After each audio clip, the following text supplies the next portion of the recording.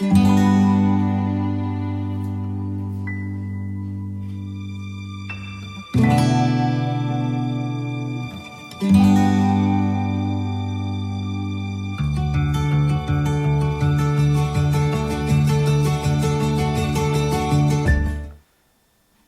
tiempo de Navidad es un tiempo en cierto modo idílico. Vemos a Dios que se hace hombre en un niño y poco a poco dejamos atrás este tiempo y ya vamos a jugar a fondo y en serio. Y la primera pregunta que nos hacemos todos es ¿para qué realmente ha venido Jesús a este mundo? ¿Qué nos aporta a este mundo, a ti, a mí, a cada uno de nosotros? Pues bien, estas dos preguntas, las lecturas de hoy empiezan a apuntar unas respuestas que a lo largo de los domingos que vamos a ir viendo encontraremos luces, sombras, pero sobre todo encontraremos un camino de vida al servicio totalmente del reino. Cuarto domingo del tiempo ordinario. Ciclo B, 28 de enero de 2024. Lectura del libro del Deuteronomio. Moisés habló al pueblo diciendo: El Señor tu Dios te suscitará de entre los tuyos, de entre tus hermanos, un profeta como yo. A él lo escucharéis.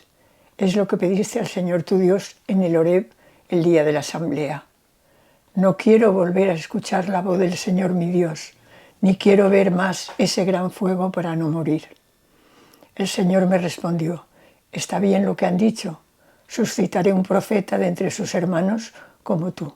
Pondré mis palabras en su boca y les dirá todo lo que yo le mande.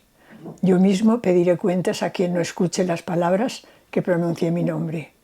Y el profeta que tenga la arrogancia de decir en mi nombre lo que yo no le haya mandado, o hable en nombre de dioses extranjeros, ese profeta morirá. Ojalá escuchéis hoy la voz del Señor, no endurezcáis vuestro corazón. Venid, aclamemos al Señor, demos vítores a la roca que nos salva. Entremos a su presencia dándole gracias, aclamándolo con cantos. Entrad, postrémonos por tierra, bendiciendo al Señor, Creador nuestro, porque Él es nuestro Dios y nosotros su pueblo, el rebaño que Él guía. Ojalá escuchéis hoy su voz, no endurezcáis el corazón como en Meriba, como el día de Masá en el desierto, cuando vuestros padres me pusieron a prueba y me tentaron, aunque habían visto mis obras. Ojalá escuchéis hoy la voz del Señor, no endurezcáis vuestro corazón. Lectura de la primera carta del apóstol San Pablo a los Corintios. Hermanos, quiero que os ahorréis preocupaciones. El no casado se preocupa de los asuntos del Señor, buscando contentar al Señor. En cambio, el casado se preocupa de los asuntos del mundo, buscando contentar a su mujer, y anda dividido. También la mujer sin marido y la soltera se preocupan por los asuntos del Señor, de ser santa en cuerpo y alma. En cambio, la casada se preocupa de los asuntos del mundo, buscando contentar a su marido. Os digo todo esto para vuestro bien, no para poneros una trampa, sino para induciros a una cosa noble y al trato con el Señor sin preocupaciones. Lectura del Santo Evangelio según San Marcos. En la ciudad de Cafarnaúm, el sábado entró Jesús en la sinagoga a enseñar. Estaban asombrados de su enseñanza porque les enseñaba con autoridad y no como los escribas. Había precisamente en su sinagoga un hombre que tenía un espíritu inmundo, que se puso a gritar: ¿Qué tenemos que ver contigo? Nosotros, Jesús Nazareno, ¿has venido a acabar con nosotros? Sé quién eres, el Santo de Dios. Jesús lo increpó: Cállate y sal de él. El espíritu inmundo lo retorció violentamente y dando un grito muy fuerte salió de él. Todos se preguntaron estupefactos: ¿qué es esto? ¿Una enseñanza nueva expuesta con autoridad? Incluso manda a los espíritus inmundos y le obedecen. Su fama se extendió enseguida por todas partes alcanzando la comarca entera de Galilea. La primera lectura es del libro del Deuteronomio. El libro del Deuteronomio forma parte del complejo que los judíos llaman la Torá, o nosotros el Pentateuco, los 5 primeros libros de la Biblia. Una obra literaria muy trabajada, muy compuesta, desde el punto de vista literario y teológico, muy entretejida, y cuya terminación, pues probablemente sería a los albores ya de nuestra época, la redacción que llamaríamos final. Hay muchos cosidos, entrecosidos, entre lo que tradicionalmente llamamos el yavista, el deuteronomista, el sacerdotal, el eloísta, son las distintas capas teológicas y literarias.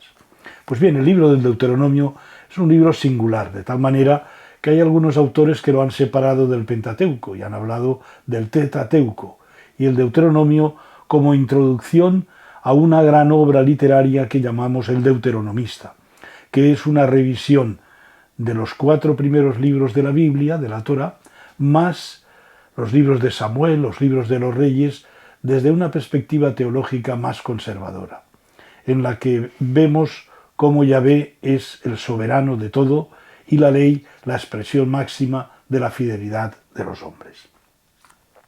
En este breve texto, que nos se remonta a los primeros tiempos, el libro del Deuteronomio y la relectura deuteronomista podemos situarla en torno al siglo VII antes de Jesucristo, tradicionalmente lo que llamamos la reforma de Josías, cuando se encuentra aquel volumen en el templo.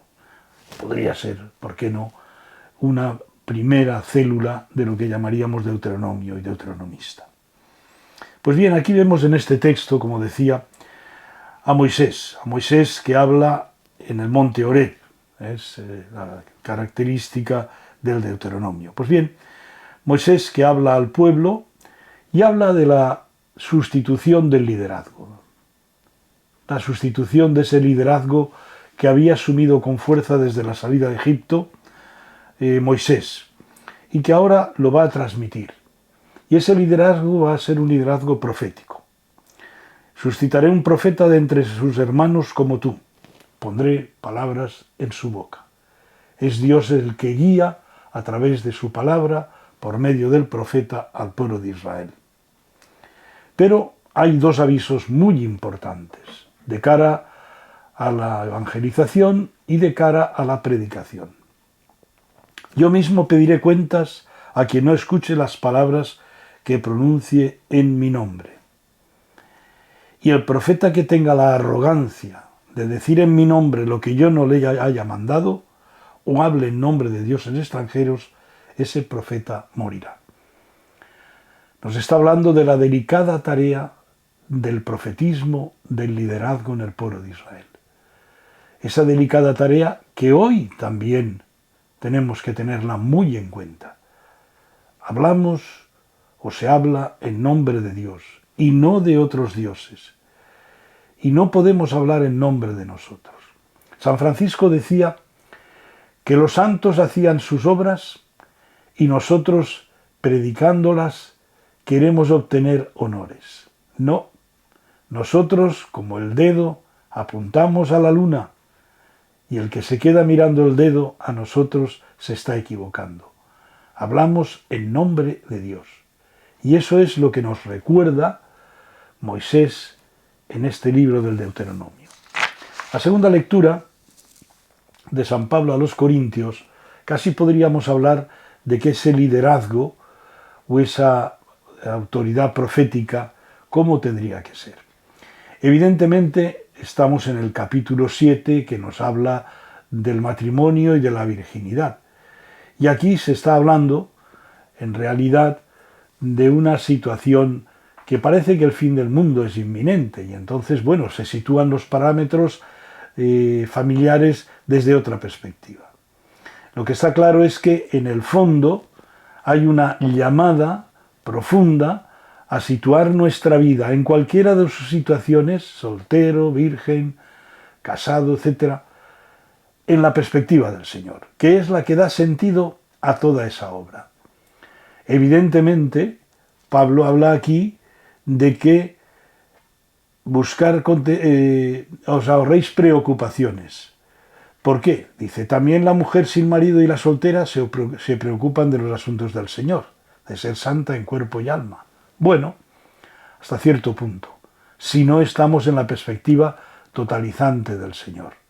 Por lo tanto, esta situación de Pablo, que él ya dice que no tiene un mandato concreto del Señor, hay que relativizarla y situarla en la dimensión del Concilio Vaticano II, la complementariedad de las distintas vocaciones cristianas, todas ellas, cada una desde su perspectiva, al servicio del reino.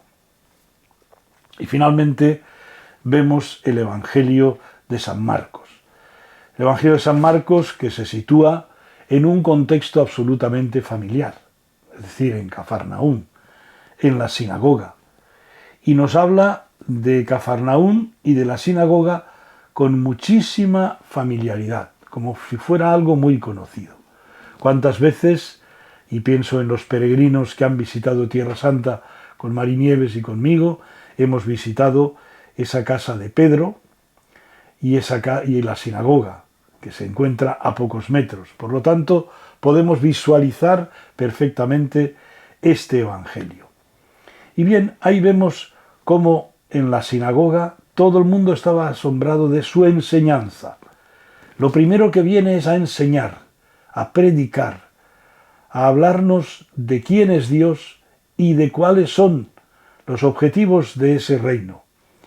Y se dan cuenta que enseña de una manera distinta, enseña con autoridad, como alguien que vive una autenticidad y una coherencia absolutas en sus palabras y en sus hechos. Y justamente había en la sinagoga un hombre que tenía un espíritu inmundo. Y el espíritu inmundo que empieza a gritar. ¿Y qué grita? Porque en el fondo de ese espíritu inmundo hay un reconocimiento justamente de esa autoridad, de esa autenticidad. ¿Qué tenemos que ver nosotros contigo, Jesús Nazareno? ¿Has venido a acabar con nosotros? Sé quién eres, el Santo de Dios.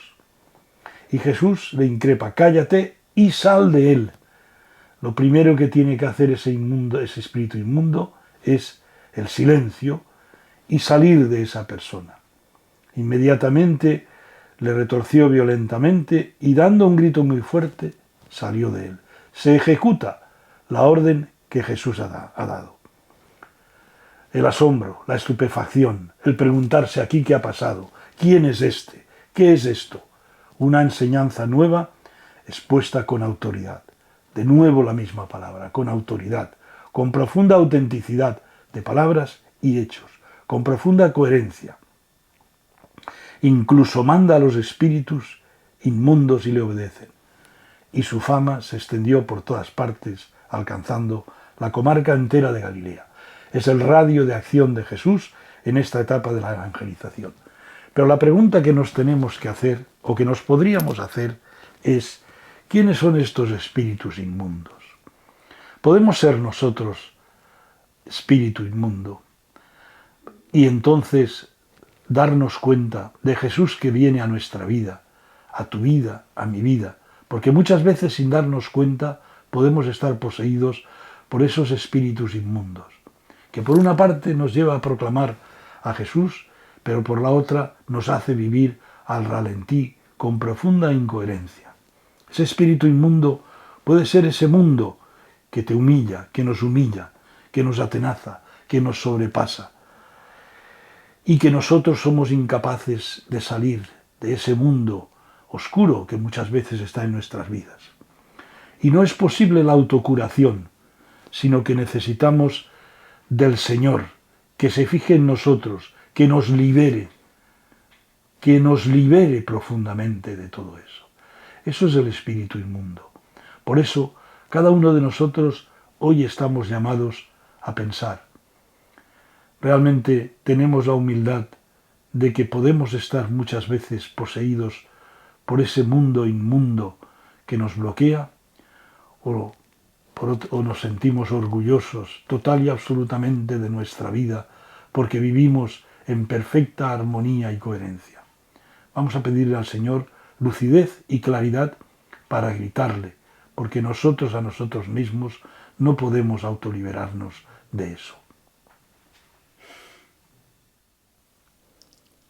De las lecturas que hemos leído, en la primera lectura del Deuteronomio, el pueblo de Israel pide a Moisés que el Señor mande un profeta como él, que le guíe, le acompañe, le oriente, sabe lo que necesita y se lo pide a Dios. El Señor se lo ofrece. Yo enviaré un profeta, pondré mis palabras en su boca y les dirá todo lo que yo le mande. Que cuide de ser fiel en sus palabras, porque si dice en mi nombre lo que yo no le haya mandado o hable en nombre de dioses extranjeros, ese profeta morirá. Israel siempre suspiró por ese profeta definitivo, pero no supo verlo en el momento adecuado. Su sintonía con Dios está en saber escuchar sus palabras y transmitirlo al pueblo. Pero al pueblo no le gustaba la denuncia que muchas veces hacían los profetas. El pequeño fragmento del Salmo 94 que hemos leído alude a la obstinación del pueblo de no oír la voz del Señor.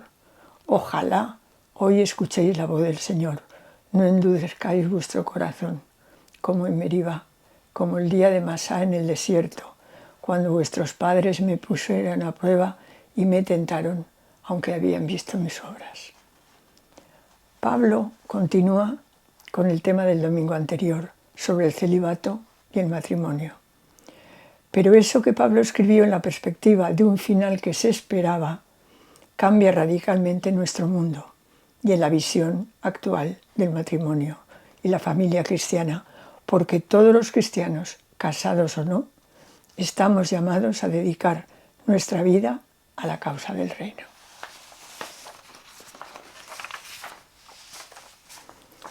Este relato del Evangelio de Marcos forma parte de la jornada de Cafarnaúm, que es bastante larga. Jesús anunciaba el tiempo nuevo. Es ahora cuando se va a describir por qué es nuevo. Los personajes son la gente y un endemoniado, es decir, los sencillos y los oprimidos. Es sábado, día dedicado a escuchar la palabra de Dios. Jesús es invitado a comentar las Escrituras y desde el comienzo su enseñanza provoca la admiración. La gente le reconoce autoridad en el sentido de fuerza profética que no se puede aprender en escuela alguna ni con ningún maestro de la ley. La mentalidad de la época sobre el endemoniado debe tenerse muy en cuenta. La palabra profética de Jesús hace que de aquel hombre salgan sus males. Si era un enfermo, estaba pagando alguna falta. Eso era la tesis tradicional del judaísmo en la época. Jesús rompe las barreras. Con su interpretación, la sinagoga se convierte en un verdadero ámbito de libertad, donde se escuchan palabras de vida y no de muerte. En este relato se enfrentan dos mundos, el del enfermo y el endemoniado, con su doctrina y su mundo roto en 1000 pedazos, y el de Jesús, el profeta, que de parte de Dios anuncia un tiempo nuevo. Incluso los enfermos se resisten a dejar de ser lo que eran. Su venganza es decir a Jesús, tú eres el Santo de Dios. Esto es romper el secreto mesiánico. Pero ya aquí se adelanta algo del triunfo de Jesús. Al revelar el endemoniado quién era Jesús, está poniendo de manifiesto que es capaz de reconocer la mano de Dios.